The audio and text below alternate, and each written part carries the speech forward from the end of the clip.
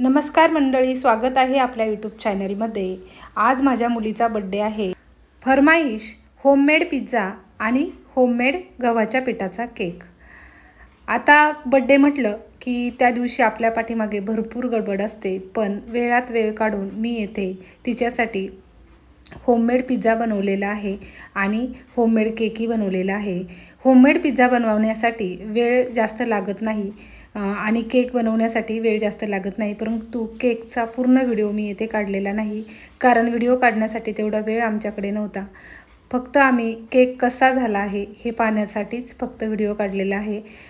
तर आपल्या इथे गव्हाच्या पिठाचा केकही खूप छान झालेला आहे आणि हा केक बनवण्यासाठी वेळही फार कमी लागतो। तुम्हाला जर असाच केक बनवायचा असेल तर आपण याआधी गव्हाच्या पिठाचा केक यूट्यूब चॅनलवर टाकलेला आहे। आता पिझ्झा बनवण्यासाठी जो बेस लागतो तो बेसही आपण घरच्या घरीच तयार केलेला आहे। 2 वाटी मैदा घेतलेला आहे। 2 वाटी मैद्यासाठी आपल्याला इथे 1 वाटी दही लागणार आहे आणि अर्धा टीस्पून बेकिंग सोडा आणि अर्धा टीस्पून खाण्याचा सोडा लागणार आहे। हे सर्व घटक आपल्याला छान एकजीव करून घ्यायचे आहे। मार्केटमध्ये पिझ्झा बेस खूप कमी किमतीत मिळतो, परंतु तो तितका फ्रेश नसतो, चवीलाही तितका छान लागत नाही आणि इतका साधा सोपा बेस तुम्ही जर या पद्धतीने घरी तयार केला तर चवीलाही खूप छान असतो आणि स्वस्तात मस्त आपला इथे बेस तयार होतो। घरच्याच साहित्यामध्ये याला जास्त मेहनत वगैरे काही नाही आणि हा अर्ध्या तासामध्ये एकदम परफेक्ट तयार होतो। आता हे सर्व मिश्रण आपल्याला छान एकजीव करून घ्यायचे आहे। हे पहा, दही थोडं कमी पडलेले आहे, कारण 2 वाट्यासाठी 1 वाटी दही एकदम परफेक्ट आहे। मी अर्धीच वाटी सुरुवातीला ओतली होती। जसजसे आपल्याला दही लागेल तसे आपण यामध्ये टाकून घेतलेले आहे, परंतु 2 वाटीसाठी 1 वाटी दही एकदम परफेक्ट आहे।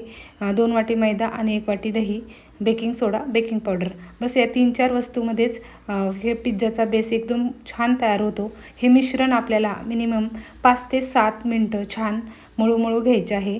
जितके तुम्ही छान मळून घेताल तितका तुमचा बेस मस्त होणार आहे आणि बेकिंग सोडा आणि बेकिंग पावडर वापरल्यामुळे मैदा छान फुगतो। आता हे मिश्रण आपल्याला एक 15 ते 20 मिनटं असे भिजत ठेवायचे आहे। 15 ते 20 मिनटामध्ये तुम्ही मिश्रण पाहाल एकदम परफेक्ट तयार झालेले आहे, छान हा फुगलेला आहे। आता याचे आपल्याला पिझ्झा बेस तयार करून घ्यायचे आहे। सर्व पिझ्झे एकसारखे व्हावेत म्हणून या पद्धतीने आपल्याला हे कट करून घ्यायचे आहे, कारण ते दिसायला छान दिसतात। आता हे कट करून झाल्यानंतर याचा गोळा तयार करून आपल्याला थोडेसे पीठ टाकून पुरीच्या थिकनेससारखा हे आपल्याला लाटून घ्यायचे आहे। पुरीपेक्षा जास्त जाड लाटले तरी चालेल, परंतु आम्हाला जास्त जाड पिझ्झे आवडत नाही, त्यामुळे पुरीच्या थिकनेसप्रमाणेच आम्ही ह्या लाट्या लाटून घेतलेल्या आहे। लार्ज पिझ्झा बनवायचा असेल तर यापेक्षा मोठा पोर्शन घेऊन तुम्ही लाटीत लाटून घेऊ शकता। आम्ही मिडियम साईजचे पिझ्झे तयार करणार आहे, त्यामुळे मिडियम साईजची ही लाटी लाटून घेतलेली आहे। हे पुरीच्या थिकनेससारखाच एवढा थिकनेस आहे आणि हा एकदम परफेक्ट आहे, कारण जास्त जाड जर असेल तर पिझ्झे छान भाजले जात नाही आणि चवीला थोडे ते कच्चे लागतात। तव्यावरती साजूक तूप टाकून घेतलेले आहे, त्यावरती हा पिझ्झा बेस टाकून घेऊ। पिझ्झा बेस छान आतपर्यंत शिजला जावा म्हणून आपण एका स्पूनच्या साहाय्याने या पद्धतीने याला टोचा मारून घ्यायचे आहेत, जेणेकरून पिझ्झा बेस छान शिजतो। 2 मिनिट यावरती झाकण ठेवून घेतलेले आहे। 2 मिनिटानंतर झाकण काढून घ्यायचे आहे आणि दुसरी साईडही आपल्याला भाजून घ्यायची आहे। विकतचा पिझ्झा बेस आणायला गेले तर एवढा छान पिझ्झा बेस भाजलेला नसतो आणि चवीलाही चांगला नसतो। या पद्धतीने सर्व लाट्या लाटून सर्व पिझ्झे आपल्याला सेम ह्याच पद्धतीने भाजून घ्यायचे आहे। दुकानामधला पिझ्झा बेस स्वस्त असतो, पण कधी चव त्याची इतकी बेकार असते का तुम्ही कधीच विकत आणून खाणार नाही। 2 वाटी मैद्यामध्ये येथे आपले 4 पिझ्झा बेस तयार झालेले आहे आणि तेही काही 10 ते 15 मिनटामध्येच आपल्या इथे तयार झालेले आहे। आता पिझ्झा तयार करण्यासाठी आपल्याला काही इथे व्हेजिटेबल्स लागणार आहे। घरामध्ये जेवढ्या भाज्या असतील तेवढ्या भाज्या तुम्ही यामध्ये घालू शकता। शक्यतो शिमला मिर्च, कांदा, गाजर आणि स्वीटकॉर्न, टोमॅटो हे 5 घटक तरी पिझ्झासाठी कंपल्सरी आहे। याच्या व्यतिरिक्तही तुम्ही भाज्या घालू शकता। ह्या सर्व भाज्या या पद्धतीने कट करून घेतलेल्या आहे। तुमच्या आवडीनुसार याला कट करून घेऊ शकता। विकतचा पिझ्झा जर तुम्ही खाल्ला असेल तर त्यामध्ये किती भाज्या पिझ्झ्यामध्ये वापरल्या जातात हे आपल्याला माहीत आहे. कुठेतरी स्वीटकॉर्न किंवा एखादा तुम्हाला कॅरेटचा टोमॅटोचा पीस पाहायला भेटेल. जादा करून तिथे चीजचाही वापर जास्त केला जातो आणि ते जे आपल्या हेल्थसाठी चांगले नाही आहे. परंतु जर घरगुती अशाच भरपूर भाज्या वापरून जर तुम्ही पिझ्झे तयार केले तर भरपूर पैसेही आपले वाचतात आणि आपल्या ते भाज्याही आपल्या हेल्थसाठी चांगल्या असतात. आता पिझ्झासाठी आपण चटणी तयार करून घेणार आहोत. तेल टाकून त्यामध्ये शिमला मिरची, कांदा, स्वीटकॉर्न आणि बारीक कट करून घेतलेले गाजर, जेवढ्या भाज्या घरामध्ये उपलब्ध असतील तेवढ्या भाज्या तुम्हाला या पद्धतीने कढईमध्ये फ्राय करून घ्यायच्या आहेत. फ्राय करताना गॅसची फ्लेम जी आहे ती आपल्याला फास्टच ठेवायची आहे. सर्वात शेवटी मी टोमॅटो टाकलेले आहे आणि आपल्या आवडीनुसार इथे आपल्याला मसाले टाकून घ्यायचे आहे. आपण घरी तयार केलेला कांदा लसूण मसाला, लाल तिखट, गरम मसाला टाकून घेतलेला आहे. चवीपुरते मीठ टाकून घ्यायचे आहे. हे पहा, येथे एक 2 ते 3 मिनिट या भाज्या आपल्याला छान शिजून घ्यायच्या आहे. येथे आपली चटणी तयार झालेली आहे. आता पिझ्झासाठी आपल्याला इथे पिझ्झा टॉपिंग, शेजवान चटणी, टोमॅटो सॉस आणि चीज लागणार आहे आणि काही भाज्या आपण त्यातल्या अशाच काढून ठेवल्या होत्या, त्या भाज्या आपल्याला इथे लागणार आहे. तर हे सर्व घटक पिझ्झा बेसला लावून घ्यायचे आहे आणि त्यानुसारच आपला पिझ्झा इथे तयार होणार आहे. अगदी साध्या सोप्या पद्धतीने ही रेसिपी आहे. आता सुरुवातीला टोमॅटो सॉस टाकून घेतलेला आहे. पिझ्झा बेस आपण घरीच बनवलेला आहे, त्यामुळे आपण बनवलेले जे पिझ्झा आहे ते एकदम छान झालेले आहेत. त्यानंतर पिझ्झा टॉपिंग टाकून लावून घेतलेले आहे आणि एक पिझ्झासाठी आपल्याला 1 टीस्पून शेजवान चटणी वापरायची आहे. जास्त वापरायची नाही, कारण लहान मुलांसाठी आपण हा पिझ्झा तयार करतो आहे. आणि तयार करून घेतलेली पिझ्झाची जी चटणी आहे ती चटणी यावरती टाकून घ्यायची आहे. चटणी म्हणजेच आपण ज्या भाज्या 2 मिनिट शिजवून घेतलेल्या आहे, हाफ बॉईल करून घ्यायच्या आहे, जास्त शिजून घ्यायच्या नाहीत. त्यानंतर काही भाज्या आपण साईडला काढून ठेवल्या होत्या, त्या सर्व भाज्या आपल्याला यामध्ये टाकून घ्यायच्या आहेत. जेवढ्या तुम्ही भाज्या टाकाल तेवढा तुमचा पिझ्झा छान होणार आहे. विकतचा पिझ्झामध्ये भाज्या किती असतात, ज्यांनी खाल्ला आहे त्यांना माहीत असेल. कुठेतरी आपल्याला एखादी व्हेजिटेबल्स पाहायला मिळते. आता यावरती आपल्याला अमूलचे मी येथे चीज वापरलेले आहे. चीज बारीक असे या पद्धतीने खिसून टाकायचे आहे.